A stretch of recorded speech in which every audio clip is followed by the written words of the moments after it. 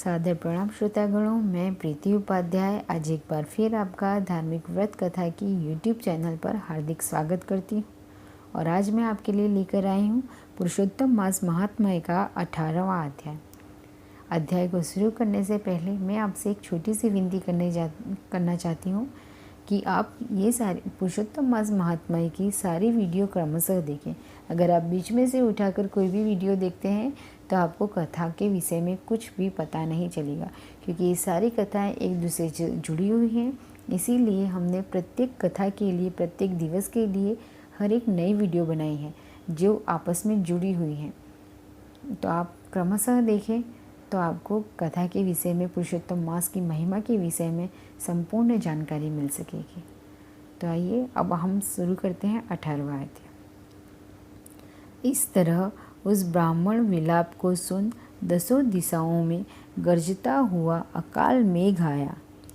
उस मेघ से पर्वतों को कंपायमान करता हुआ, तीक्ष्ण स्पर्श करता हुआ बड़े वेग से वायु चलने लगा और अत्यंत जोर महाबिजली चमकने लगी और मेघ शब्द से चारों दिशाएं पूरित हो गईं। इस तरह 1 मास तक ऐसा जल बरसा कि सारी पृथ्वी जल से भर गई, परंतु बालक शौक की अग्नि से तपे हुए उस ब्राह्मण को कुछ भी मालूम न हुआ। न उसने पानी पिया और न ही भोजन किया। पुत्र पुत्र इस तरह पुकारते हुए ही उसको सारा मास व्यतीत हो गया। वह मास श्री कृष्ण का प्रिय पुरुषोत्तम मास था। वह अनजाने में ही उस ब्राह्मण से पुरुषोत्तम मास की सेवा हो गई।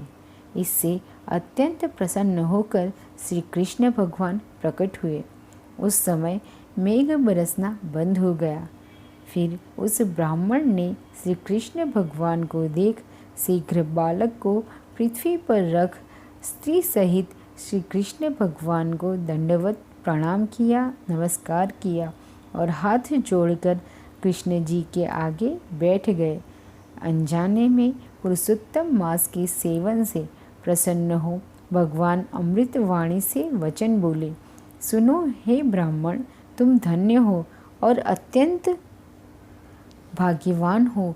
जो कुछ होने वाला है सो मैं तुमसे कहता हूँ, तो सुनो। हे ब्राह्मण, तेरे इस बालक की 12,000 वर्ष की आयु होगी।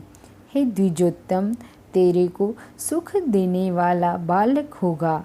इसमें कोई संदेह नहीं कि मैंने तुझे यह पुत्र दिया है।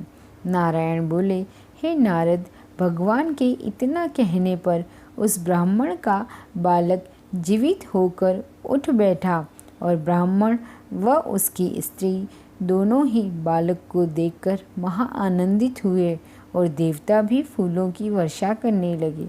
सुखदेव जी तोता ने दोनों माता पिता तथा श्री हरि को प्रणाम किया और गरुड़ भी पुत्र सहित ब्राह्मण को देख अत्यंत प्रसन्न हुआ। तब ब्राह्मण आश्चर्ययुक्त होकर श्री हरि को प्रणाम कर हाथ जोड़कर गदगद वाणी से संशय काटने के लिए आनंद सहित भगवान से पूछने लगा, हे भगवान, मेरे 4,000 वर्ष तक निरंतर महाकठिन तप करने पर आपने जो कठोर वचन हमसे कहे थे कि मेरे 7 जन्मों में भी पुत्र का सुख नहीं है, उस वाक्य के उल्लंघन का हेतु और मरे हुए बालक को जीवित करने का कारण क्या है?